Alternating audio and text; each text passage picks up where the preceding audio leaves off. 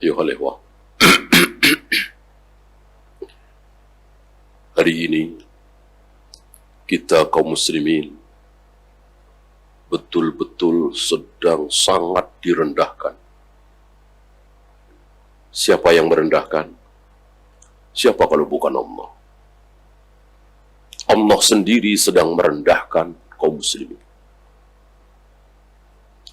Yang miskin, yang terlunta-lunta, yang terjajah, bahkan entah berapa ribu saudara kita dibantai oleh satu bangsa, bangsa yang dicap dalam Al-Fatihah sebagai Al-Maghdubi alaihim, bangsa yang dimurkai oleh Allah, kaum yang dimurkai oleh Allah.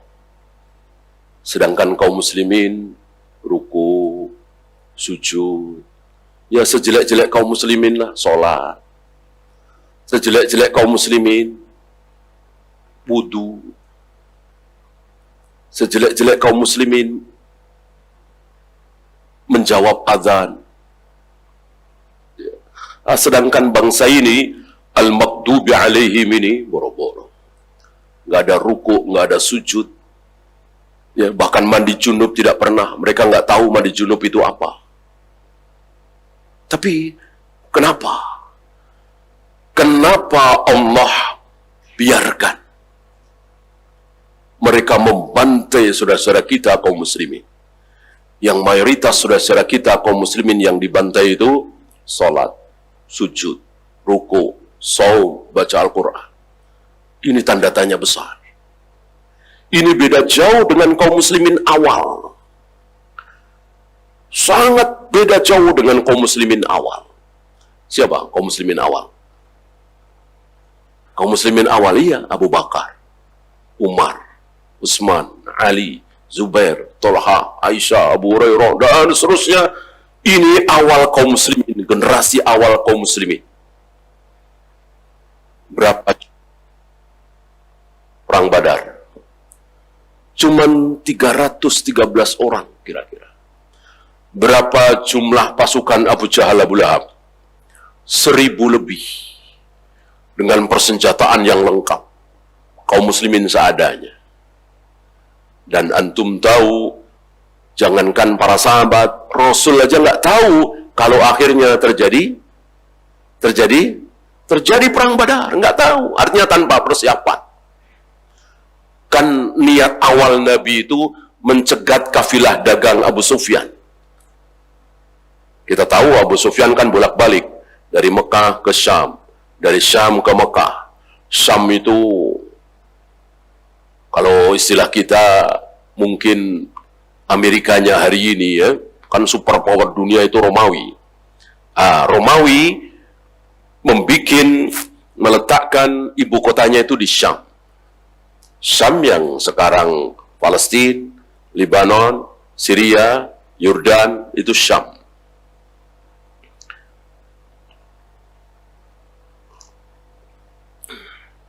Nah, Rasul dan para sahabat tahu kalau Abu Sufyan mundar-mandir dari Mekah ke Syam membawa barang dagangan. Nggak mau dicegah. Cuman awalnya di situ. Nggak menyangka kalau akhirnya terjadi perang besar pertama dalam Islam, perang Badar. Karena Nabi agak telat, Abu Sufyan sudah keburu sampai Mekah, langsung ngasih tahu teman-temannya Abu Jahal, Abu Lahab, mereka membawa 1000 pasukan lebih menghadang Rasul dan para sahabat. Terjadilah pertempuran yang sangat tidak seimbang. 1000 lebih melawan 313 kira-kira. Persis jumlah tentara Talut melawan tentara Jalut. Ya, ribuan tahun yang lalu. Apa yang terjadi? Kemenangan besar Allah berikan kepada kaum muslimin. Kemenangan yang gilang gemilang. Padahal cuma 313. Kenapa? Karena Allah tolong kaum muslimin. Allah tolong Rasul dan para sahabat. Disusul dengan perang selanjutnya. Ada Uhud, ada Khandaq, ada Ahzab, ada perang Muqtah. Belum yang yang kecil-kecil seperti Dhatus Salasil, Tabuk. Bahkan Nabi sendiri yang memimpin pasukan. Dan mungkin antum pernah dengar kisah ini ya. Yang ditantang oleh Nabi siapa? Heraklius, Azimur Rum, tentara Romawi. Heraklius ditunggu oleh Nabi 20 hari di Tabuk, tidak berani datang. Saking besarnya Rasul dan para sahabat. Nah, coba bandingkan dengan kita hari ini. Ya. Berapa juta kaum muslimin? 1 miliar lebih, hampir 2 miliar ya kan sedunia ini. Yahudi berapa? Paling belasan juta. Kok bisa-bisanya? Negara Yahudi ada berapa? Cuman 1. Ya kan? Negara Yahudi cuman 1. Mereka ambil nama orang soleh, nama Nabi. Nabi siapa? Nabi Israel. Israel itu seorang Nabi. Ayah dari Nabi Yusuf. Nama lain dari Israel adalah Yakub. Anaknya Nabi Ishak, cucunya Nabi Ibrahim. Manusia soleh. Dicuri namanya ini. Jadi negara mereka. Ya. Maka hati-hati kita mencaci maki, menghujat, menjelek-jelekkan Israel. Beliau adalah Nabi yang kurang ajar, yang bengis, yang biadab, yang culas, bukan Israel. Tapi Bani Israel atau Yahudi. Ya. Maka dari nama saja kaum muslimin sudah banyak tertipu. Ikut-ikutan menyebut mereka nama Israel. Padahal mereka senang sekali kalau disebut Israel. Beda dengan Al-Yahud. Sudah jelas bangsa yang dimurkai, Al-Maghdubi alaihim. Langsung Nabi yang menjelaskan ketika menafsirkan ghairil maghdubi alaihim walabdallin. Al-Maghdubi alaihim Al-Yahud, wabdallin An-Nasara. Al-Maghdubi alaihim, bangsa yang dimurkai oleh Allah, Yahudi. Abdallin, bangsa yang sesat, Nasrani. Yeah. Sementara negara-negara Islam luar biasa, ada Saudi, ada Mesir, ada Yaman, ada Qatar, ada Indonesia, ada Malaysia, ada Pakistan, ada Brunei. Entah berapa banyak itu. Sementara negara Yahudi cuma 1. Luar biasa, kita sedang menyaksikan kebenaran sabda Nabi alaihi salatu wassalam. Dan beda jauh. Seolah ada yang hilang dari kaum muslimin ini. Pasti ada apa-apanya ini. Masuk Allah zalim? Gak mungkin. Allah pasti adil. Kalau antara kita dengan sahabat sama-sama sholat, sama-sama puasa, sama-sama berakidah, sama-sama mengikuti sunnah Nabi, kok Allah perlakukan para sahabat dengan perlakuan yang luar biasa baik, sementara Allah perlakukan kita dengan perlakuan yang luar biasa buruk. Allah nggak tolong kaum muslimin. Seandainya Allah berkenan menolong kaum muslimin, selesai. Nggak usah hitungan hari. Menit ini juga, detik ini juga, Yahudi hancur. Kalau Allah mau. Nah, Allah nggak mau. Kenapa? Ini dia. Ini dia insya Allah yang akan kita bahas. Mudah-mudahan kita menjadi faham. Kenapa? Karena pasti ada yang hilang. Yang hilang apa? Sholat? Tidak. Tidak. Masjid-masjid masih banyak sholat berjamaah. Masih banyak kaum muslimin yang sholat. Jilbab? Enggak. Banyak kaum muslimah pakai jilbab. Saum Ramadan? Enggak. Bahkan luar biasa bulan Ramadan, terutama di negeri kita dan di negeri-negeri muslim lainnya, suasana Ramadan. Haji, umrah, antum bisa saksikan sendiri. Umrah luar biasa, ramainya. Terus yang hilang apa? Yang hilang dari kaum muslimin hari ini, yang ada pada diri sahabat, yang di kita tidak ada apa? Jawabnya, keyakinan. Ini yang hilang. Keyakinan yang ada di dada kita, di hati kita, itu yang hilang. Saya ambil contoh.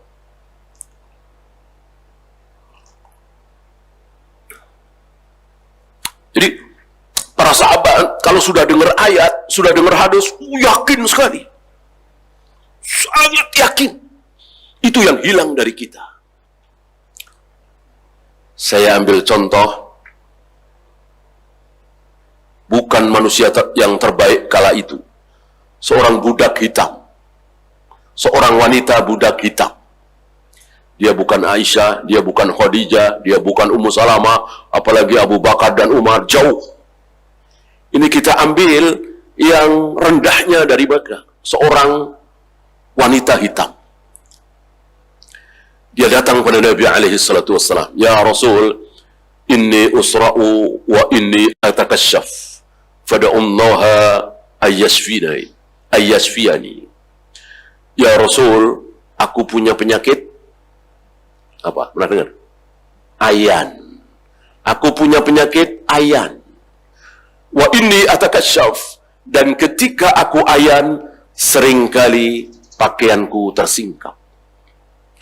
Fada'ullaha ayyashfiyani. Mohon doakan kepada Allah ya Rasul agar Allah menyembuhkan penyakit ayanku. Apa namanya? Apa namanya? Tawassul wasilah. Jadi yang dituju Allah tapi lewat Nabi, lewat orang soleh, lewat guru kita, lewat ibu kita. Bu, tolong doakan. Mudah-mudahan penyakit saya sembuh. Bolehkah? Boleh, tawasul namanya. Kepada orang soleh yang masih hidup. Bagaimana kalau orang soleh ini sudah mati? Tidak boleh. Misalnya sekarang kita datang ke kuburan Nabi. Ya Rasul, mohon doakan, mudah-mudahan Allah menyembuhkan penyakitku. Bolehkah? Tidak boleh, karena beliau sudah wafat. Ya Rasul, kata wanita hitam ini, mohon doakan kepada Allah supaya Allah menyembuhkan penyakitku. Kata Nabi, iya, insya Allah. Aku doakan, mudah-mudahan engkau sembuh. Tapi, kalau aku tidak doakan engkau terus ayan seumur hidup, aku jamin engkau masuk surga.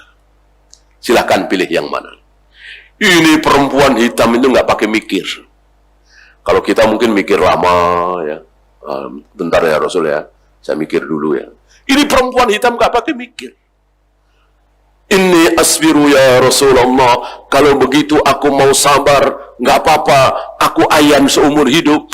Asal ada jaminan dari engkau, aku masuk surga. Jadi keyakinannya ini luar biasa. Itu seorang wanita hitam yang tidak akrab dengan ilmu seperti Ibnu Mas'ud, Ibnu Abbas, Abdullah bin Amr bin As. Bukan ahli ibadah seperti Abu Darda. Ya. Bukan al-khulafa ar-rasyidin al-mahdiin seperti Abu Bakar, Umar, Utsman, Ali. Bukan komandan pasukan seperti Khalid bin Walid. Wanita hitam. Begitu keyakinannya. Mendengar surga itu semuanya kecil. Dia sanggup ayan seumur hidup, yang penting masuk surga. Lihat kita. Lihat kita, keyakinan kita terhadap surga itu. Seolah surga itu jauh, dongeng, gitu ya. Surga neraka itu seolah hanya dongeng.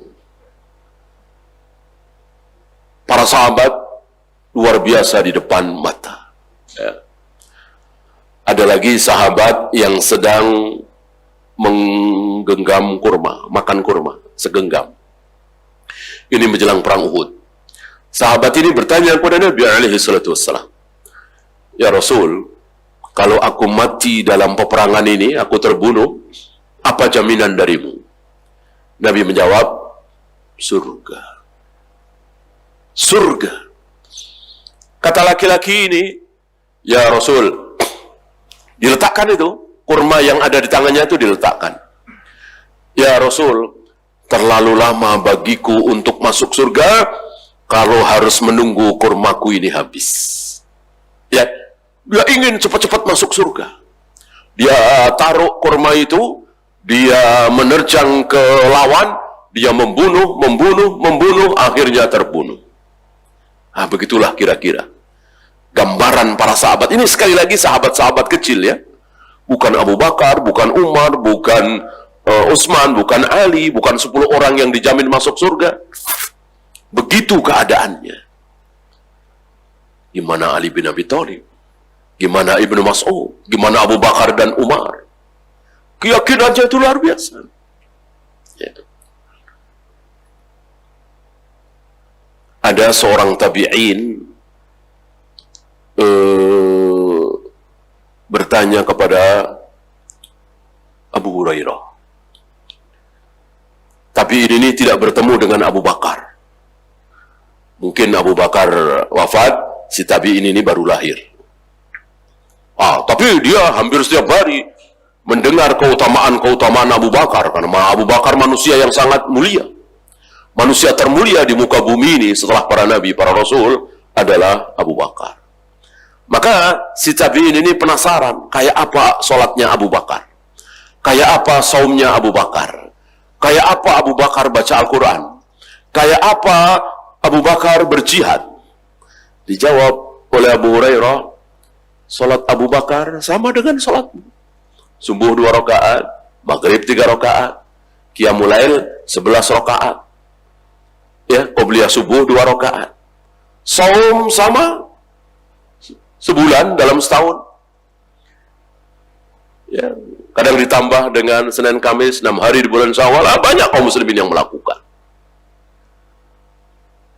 Jihad, bahkan jarang sekali beliau menjadi komandan pasukan, ya kan? Bahkan tidak mati syahid. Tidak seperti Umar, Utsman, Ali mati terbunuh, kan? Abu Bakar tidak mati syahid, mati biasa di tempat tidur. Tapi kenapa keutamaannya luar biasa? Yang Nabi marah ketika mendengar, kok yang menggantikan aku sebagai imam bukan Abu Bakar? Nabi marah. Maunya Nabi Abu Bakar. Dijawab oleh Abu Hurairah, yang besar pada diri Abu Bakar ada di sini. Keyakinan, keimanan. Dan itu sekali lagi tidak terlihat. Ya. Nah, mari kita bandingkan.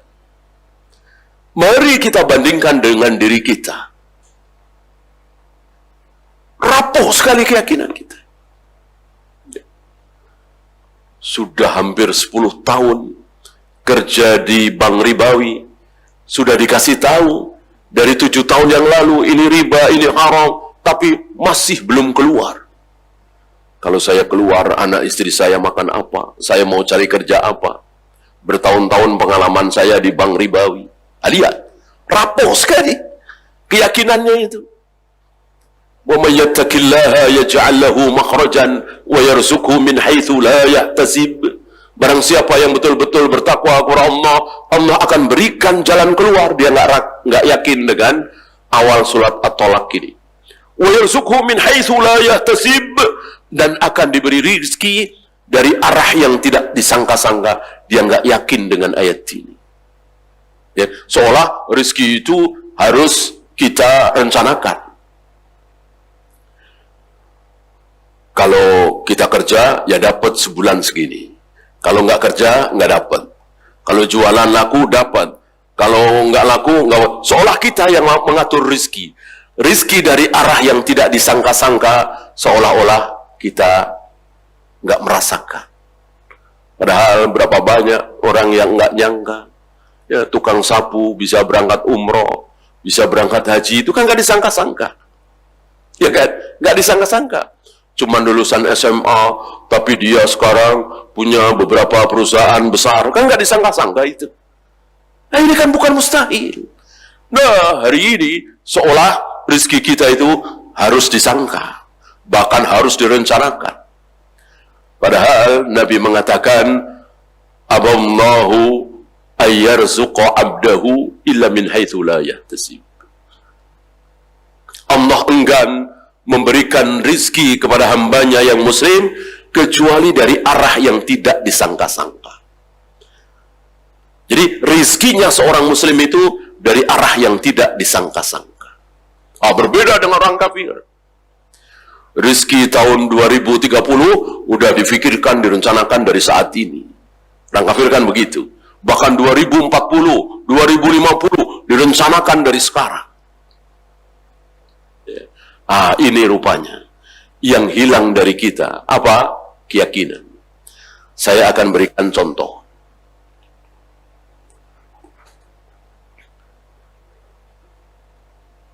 Rukun iman yang terakhir apa? Ini rukun iman ya, nggak main-main nih. Kalau kita nggak lulus, besar kemungkinan kita bukan orang yang beriman. Hati-hati. Rukun iman ada berapa? Ada 6. Yang terakhir iman kepada?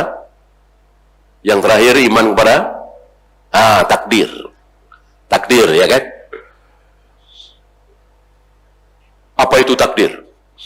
Takdir adalah tulisan Allah di Lauh Mahfuz 50.000 tahun sebelum Allah menciptakan langit dan bumi. Yang ditulis oleh Allah apa? Semua kejadian di jagat raya alam semesta ini. Sampai jatuhnya sehelai daun. Antum jangan menyangka bahwa takdir itu cuma yang besar-besar. Mati, lahir, nikah, kiamat. Enggak. Sampai jatuhnya sehelai daun. Kan hal sepele sekali. Itu sudah ada catatannya di Lauh Mahfuz? Sudah. Misal kita dekati sebuah pohon. Kita pegang daunnya secara acak. Pohon ini kapan jatuhnya? Allah sudah punya catatan? Sudah. Dan catatan itu 50.000 tahun sebelum Allah menciptakan langit dan bumi. Dan catatan itu tidak mungkin berubah. Ada perubahan nanti ya. Ini kita bahas yang tidak ada perubahan. 50.000 tahun sebelum Allah menciptakan langit dan bumi.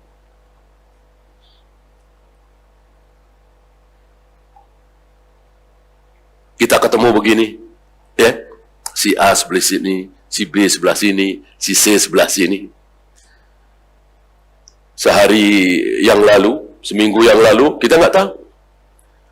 Bahkan mungkin sebulan, 2 bulan yang lalu, kita belum merencanakan pertemuan seperti ini. Allah sudah punya catatan belum? Sudah. Nah, termasuk rezeki kita. Termasuk rezeki kita sudah ditulis. Ya. Ada di antara antum yang suka ikut tender? Ada barangkali ya. Kita suka ikut tender. Biasalah ya, antum tahu di beberapa instansi ada yang nakal.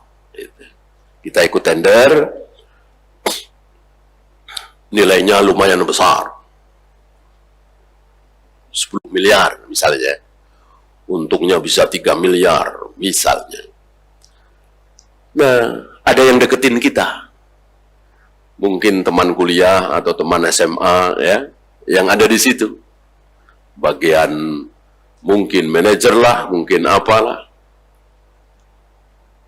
Mas, kalau kamu setor ke saya 100 juta, saya jamin situ menang tender. Ya, 100 juta tentu kecil ya. Orang nilai proyeknya kan 10 miliar, untung 3 miliar misalnya. Lalu kita tergoda. Kita nyuap 100 juta. Sampai pengumuman, betul, kita menang tender. Dan akhirnya untung 3 miliar. Pertanyaan, hari itu kita menang tender, itu gara-gara kita nyuap 100 juta, apa gara-gara catatan telah mendahului? Tolong dijawab. Catatan telah mendahului. Bahwa sebelum kita lahir, sudah ditulis bahwa hari itu kita menang tender. Ya, nggak mungkin ada kejadian keluar dari catatan itu. Oleh karena itu, saya nanya, setelah antum nyuap 100 juta, kemudian menang tender, mestinya seneng apa nyesel? Harusnya nyesel. Lah, tahu begini, ngapain nyuap? Karena nyuap nggak nyuap, menang. Nyuap nggak nyuap, menang. Orang menang itu karena sudah ditulis. Bukan karena kita nyuap. Kalau karena kita nyuap, takdir jadi berubah, berarti Allah tidak maha baik dong. Allah tidak maha baik kalau begitu. Jadi kita menang tender gara-gara nyuap. Oh, berarti Allah merubah takdirnya. Yang tadinya kalah jadi menang karena nyuap. Oh, Tuhan apa ini? Ya, Tuhan yang tidak maha baik. Padahal Allah maha baik. Nggak mungkin. Nggak mungkin. Ya. Nanti akan kita bahas yang bisa merubah itu apa. Ya. Saya lanjutkan dulu.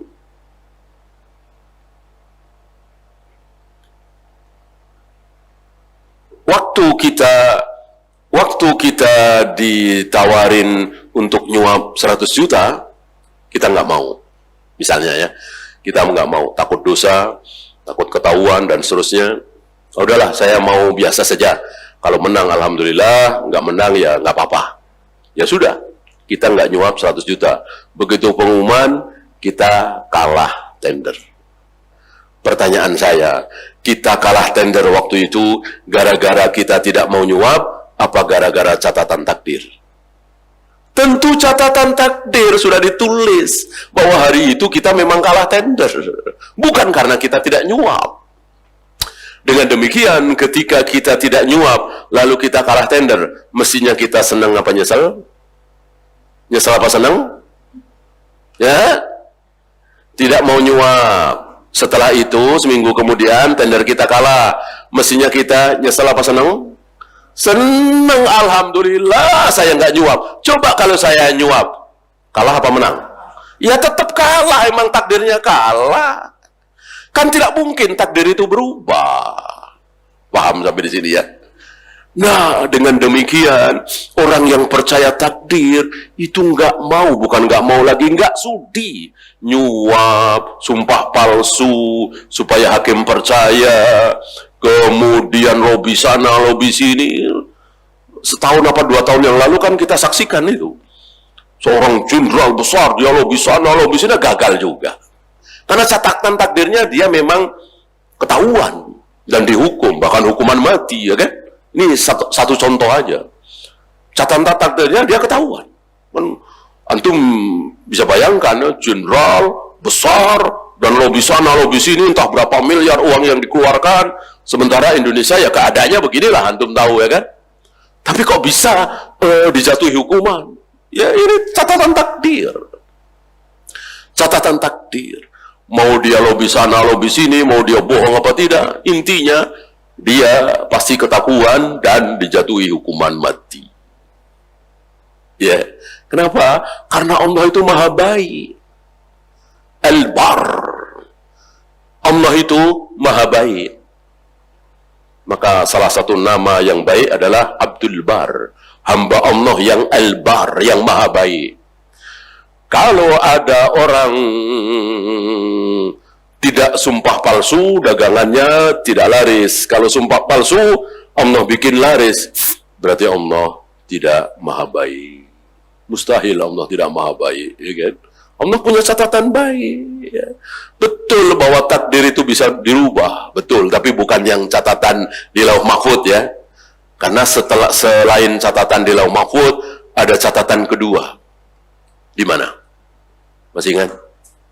Catatan kedua ada di mana? Di perut ibu kita.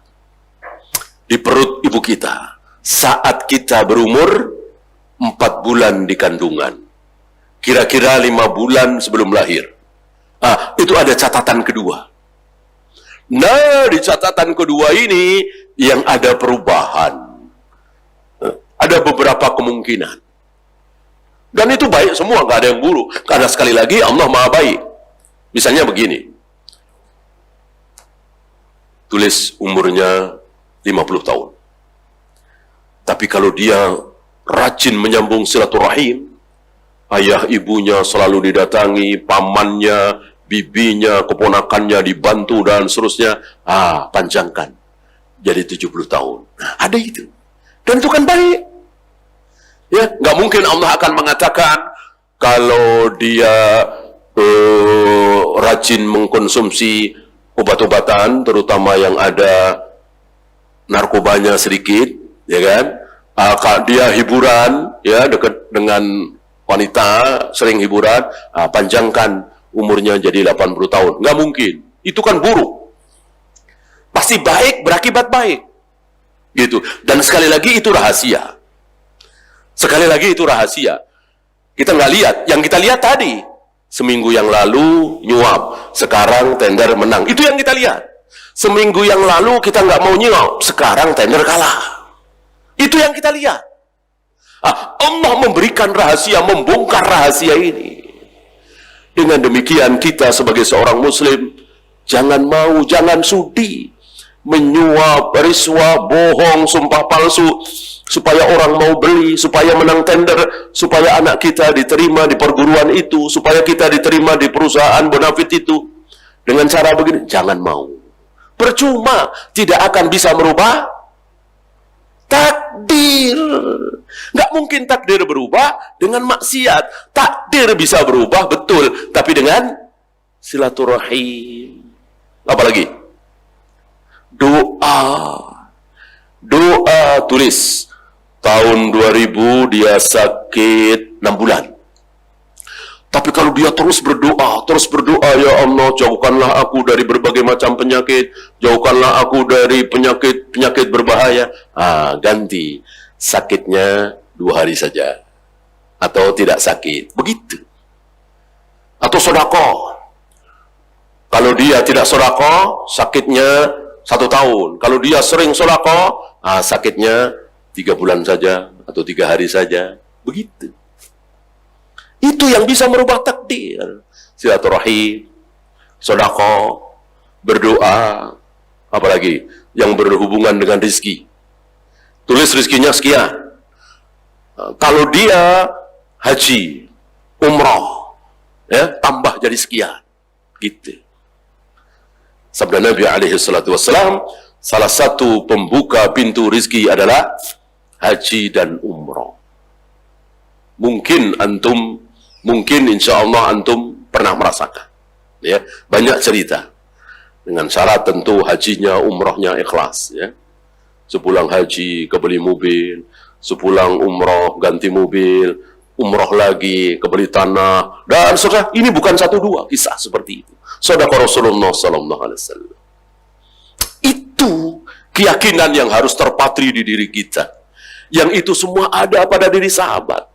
Pantas para sahabat itu betul-betul ditolong oleh Allah, betul-betul dimuliakan oleh Allah. Musuh-musuh sahabat itu direndahkan oleh Allah serendah-rendahnya. Sementara kita sebaliknya, musuh-musuh Allah ditinggikan oleh Allah, musuh-musuh Islam, musuh-musuh kita ditinggikan oleh Allah setinggi-tingginya. Yahudi, Nasrani, Amerika, Eropa, kafir semua, Allah angkat derajat mereka begitu tingginya. Pintar, cerdas, maju, rapi, persenjataannya kuat. Sementara kita lihat kaum muslimin direndahkan oleh Allah serendah-rendahnya. Ya miskin, ya terjajah. Apalagi 100 tahun yang lalu, 200 tahun yang lalu, 300 tahun yang lalu, rata-rata negeri muslim menjadi jajahan, dijajah. Siapa yang menjajah? Negeri-negeri kafir. Belanda ke Indonesia, ya kan? Inggris ke Malaysia, ya, Perancis ke Aljazair, dan seterusnya. Itu 200 tahun yang lalu, 100 tahun yang lalu.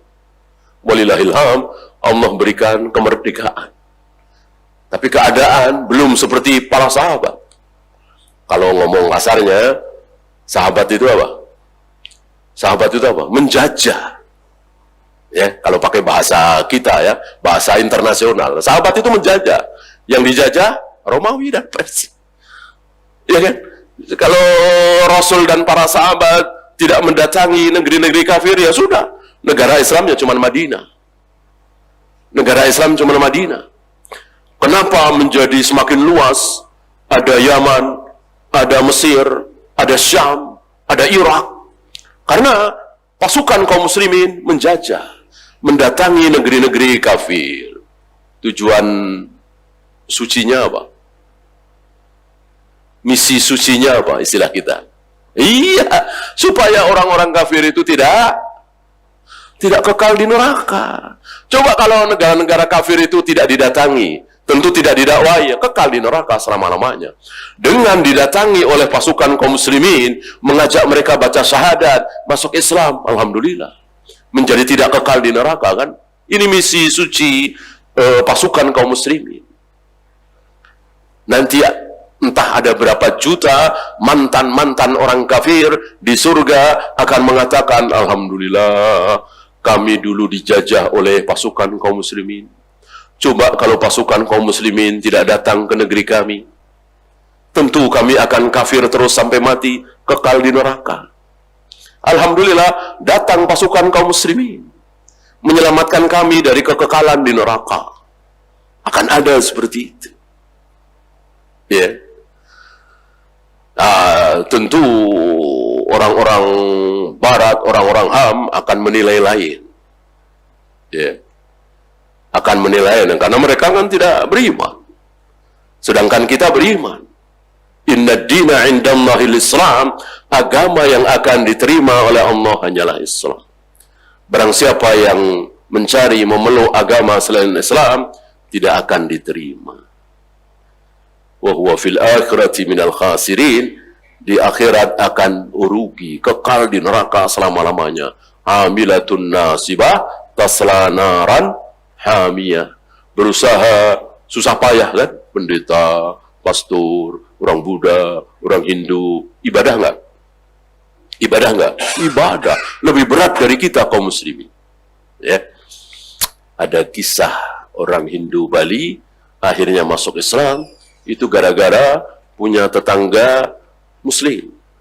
Ya, sama-sama taat. Yang muslim taat, yang Hindu itu juga taat. Nah, muslim taat, antum tahu kan? Pagi-pagi ngapain? Ambil air wudhu, sholat subuh. Kalau orang Hindu taat, pagi-pagi, apa? Iya, minimal 15.000. Ya kan? Minimal 15.000. Ada kemenyannya, ada bunganya, ada dupanya, ada ininya. Mereka lihat enak Islamnya. Cuman basah-basahi kaki, tangan, wajah, habis itu nungging-nungging, selesai. Kita minimal 15.000. Ya, ya kalau satu orang.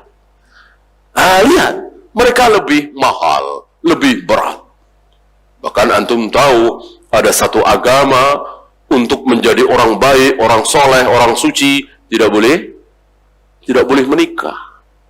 Laki-laki tidak boleh menikmati perempuan, perempuan tidak boleh menikmati laki-laki. Ini luar biasa. Neraka, Jahannam, kekal selama-lamanya. Amilatun nasibah tasla naran hamiyah. Sudah berusaha payah-payah, susah payah, akhirnya masuk neraka.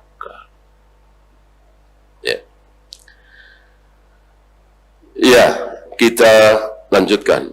Kalau ada pertanyaan, boleh ya, mengingat kita cuma sampai zuhur. Saya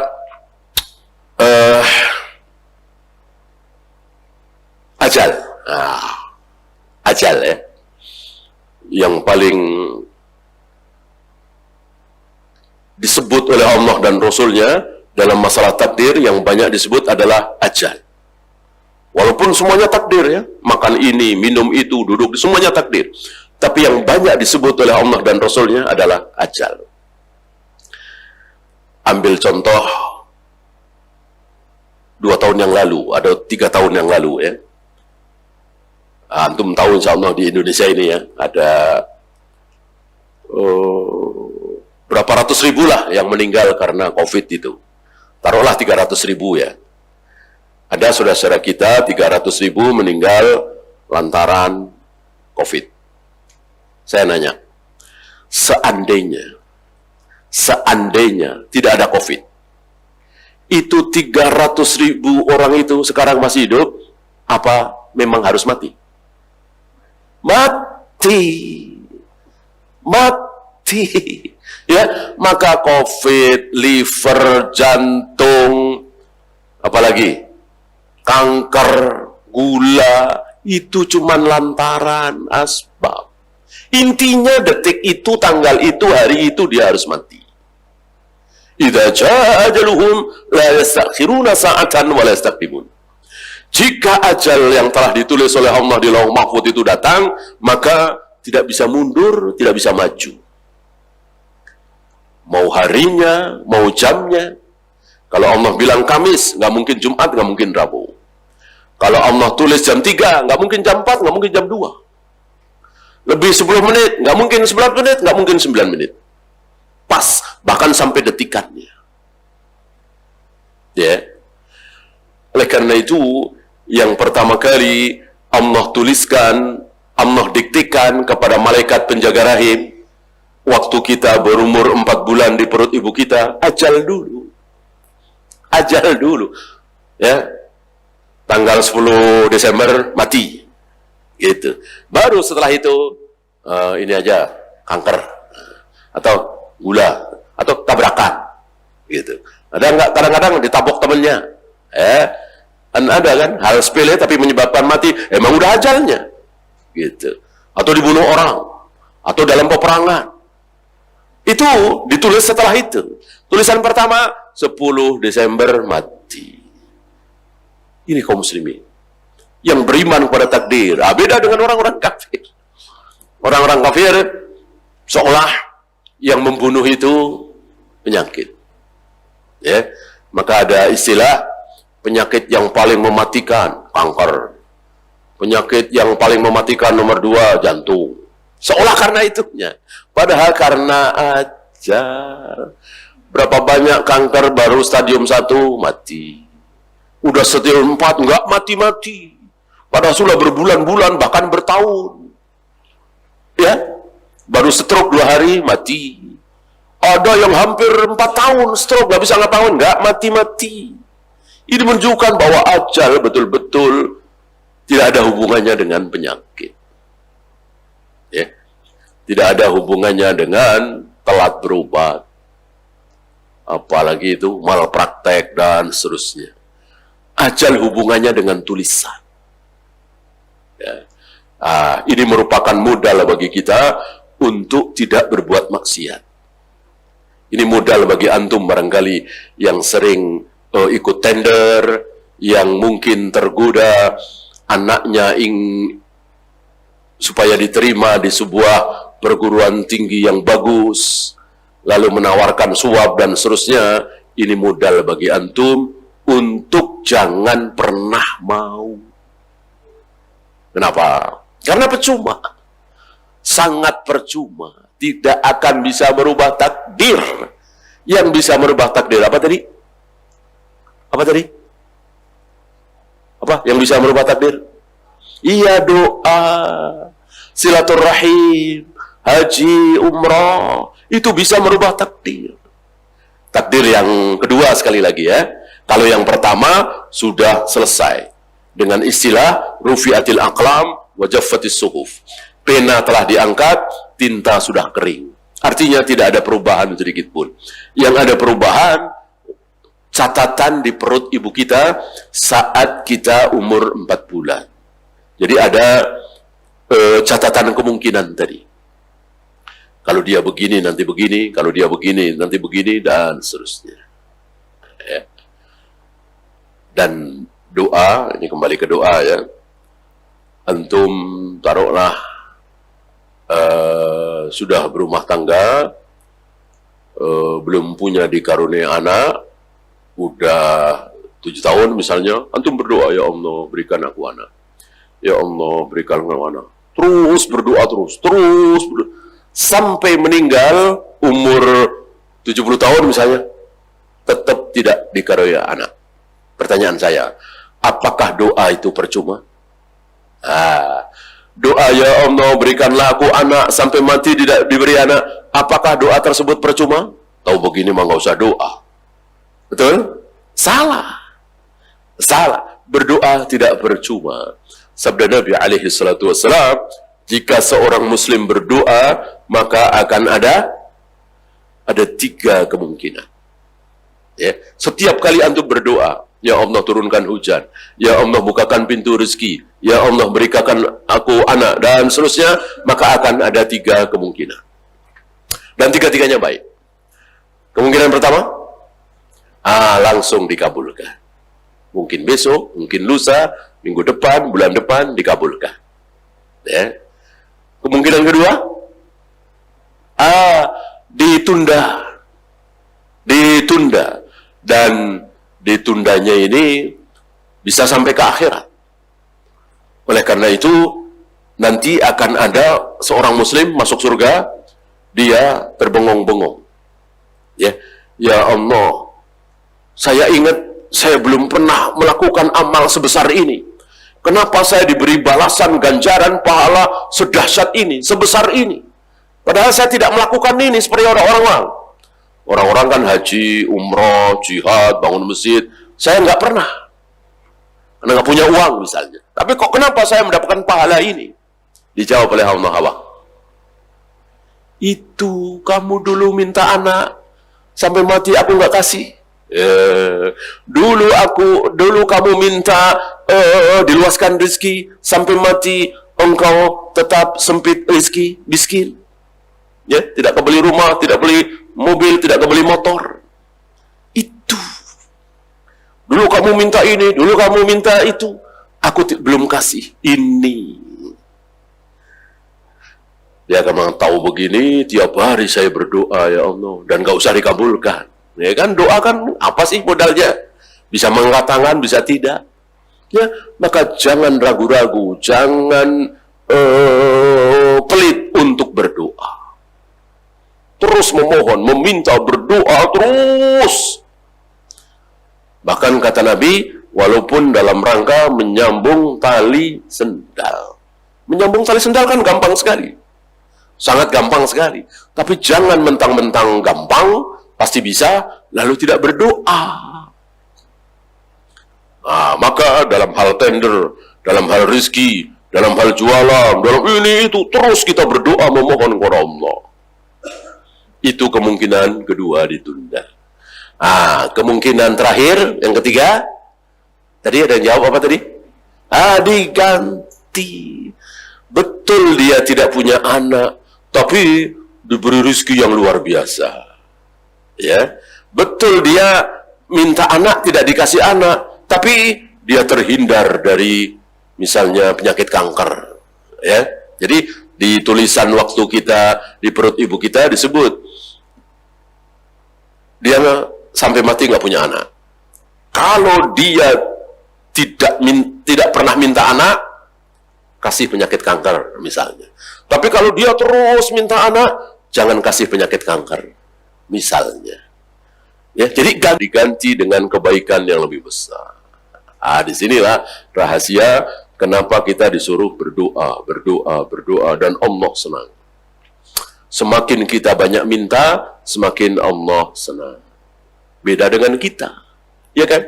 Kita sebagai orang tua, anak minta ini, minta, kita nggak suka. Kita sebagai atasan, bawahnya minta ini, minta itu, atasan nggak suka. Allah suka. Semakin banyak minta, semakin Allah suka.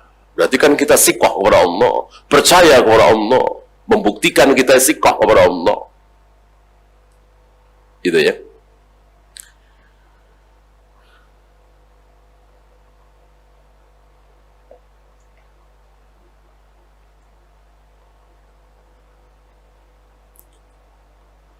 Termasuk banyak anak. Ya. Termasuk banyak anak. Antum jangan terlalu berhitung matematis. Sawah saya 1 hektar. Kalau anak saya 2, ya lumayan, setengah hektar. Kalau anak saya 4, ya makin sedikit, seperempat. Apalagi kalau anak saya 10, 10, semakin dikit. Ya udah 2 saja. Jangan begitu. Ini rezeki. Jangan begitu. Ya. Karena masing-masing orang, masing-masing individu, masing-masing manusia sudah ada jatah rezeki dari Allah, bukan dari orang tua. Nah, kita sering dicekoki, diracuni hal seperti itu. Ya, maka kita disuruh punya anak cukup 2 saja. Karena apa? Ya tadi lumayan setengah hektar. Jadi hitungannya matematis terus. Lupa antum tahu rata-rata sahabat setelah Nabi wafat jadi apa? Rata-rata sahabat setelah Nabi wafat, Abu Bakar wafat, rata-rata sahabat jadi apa? Jadi gubernur. Gubernur mana ada yang miskin? Ya kan? Di gubernur yang sekarang negara. Sekarang kan negara Mesir. Dulu apa? Provinsi Mesir. Gubernur Mesir Amr bin As. Gubernur Yaman Mu'ad bin Jabal. Gubernur Syam Muawiyah. Padahal Syam sekarang berapa negara tuh? Ada Palestina, ada Lebanon, ada Yordan. Itu cuman satu provinsi, Syam. Gubernurnya siapa? Muawiyah. Dan seterusnya. Luar biasa kekayaan para sahabat, ketinggian derajat para sahabat. Padahal ketika Nabi masih hidup, di awal-awal Islam, para sahabat jadi apa? Makan aja susah. Termasuk Nabi SAW. Saya yakin antum masih ingat ketika Nabi keluar malam-malam. Ketemu sama Abu Bakar. Nabi bertanya kepada Abu Bakar, "Wahai Abu Bakar, kenapa malam-malam begini engkau keluar?" Abu Bakar menjawab, lapar. Nggak ada makanan di rumah berarti kan? Nah, keluar berusaha. Allah yang akan memberikan makanan, yang penting usaha. Lalu ketemu satu lagi Umar. Ditanya, kenapa engkau keluar malam-malam? Jawaban Umar sama, lapar. Kata Nabi, sama. Jadi mereka manusia termulia di umat ini, Rasulullah, Abu Bakar, Umar, ketemu satu lagi Abu Hurairah, ya. Sama, lapar. Ya, kemudian datang bertamu kepada seorang Ansor di suku dan seterusnya. Itu keadaan para sahabat di awal-awal Islam. Kenapa begitu Nabi wafat, paling nggak sampai 30 tahun, luar biasa. Menjadi gubernur rata-rata. Nggak ada yang miskin. Aku diberi yang merah dan yang putih, kata Nabi alaihissalatu wassalam. Apa merah? Emasnya Romawi. Apa putih?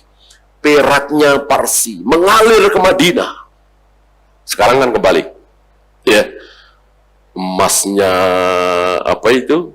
Freeport Tembagapura kan mengalir ke Amerika. Dulu kebalik. Emasnya Romawi, peraknya Parsi mengalir ke Madinah, mengalir ke negeri Muslim. Kenapa? Karena kaum muslimin betul-betul yakin kepada Allah. Itu yang hilang dari kita. Kita rapuh sekali keyakinan kita hari ini. Yeah.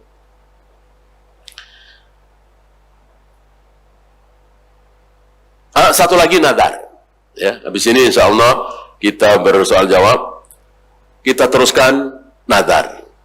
Sebagian dari kita ada yang salah mengira bahwa nazar bisa merubah takdir. Ya Allah, kalau sampai anak saya ini sembuh, ya Allah, saya akan bantu pembangunan masjid ini 2 miliar misalnya, ya. Dia kaya misalnya, ya. Allah tergiur nggak dengan 2 miliar ini? Enggak, Allah nggak tergiur. Ya, sebetulnya takdirnya sih dia nggak sembuh, mati. Tapi karena 2 miliar, lumayan dah saya sembuhkan. Apa begitu Tuhan? Mungkinkah Allah begitu? Ya nggak mungkin. Kalau kita, iya. Nggak mungkin Allah tergiur dengan 2 miliar. Ya, maka nazar tidak bisa merubah takdir. Kalau anak kita takdirnya mati, mati. Walaupun kita bernazar 5 miliar, 10 miliar. Kalau takdir anak kita sembuh, sembuh. Walaupun kita tidak bernazar. Oleh karena itu Nabi mengatakan, nazar seperti itu sodakohnya orang bakhil. Sodakohnya orang bakhil. Maka para ulama berselisih, nazar seperti itu antara haram dengan makruh. Nggak ada yang bilang sunnah. Nggak ada yang bilang baik. Maka jangan suka nazar seperti itu. Ya, kalau mau nazar yang tanpa iwad, tanpa embel-embel. Ya Allah, saksikan, bulan depan saya akan membantu pembangunan masjid ini 2 miliar. Titik. Jangan dihubung-hubungkan dengan anak kita, mau ujian, sedang sakit, dan seterusnya. Jangan. Tidak akan bisa merubah takdir. Gitu ya. Dan sekali lagi, itu sodakohnya, ibadahnya orang bakhil. Ya. Maka kalau ibu punya anak sedang sakit, tentu ingin sembuh ya. Nggak sembuh-sembuh, penyakitnya serius, langsung sodakoh. Langsung sodakoh. Jangan nazar. Langsung sodakoh. Setelah sodakoh kita memohon kepada Allah. Karena tidak ada yang bisa menyembuhkan kecuali Allah. Dokter, obat, rumah sakit, itu cuma lantaran. Yang betul-betul bisa menyembuhkan hanya Allah. Itu sedikit tentang nazar ya.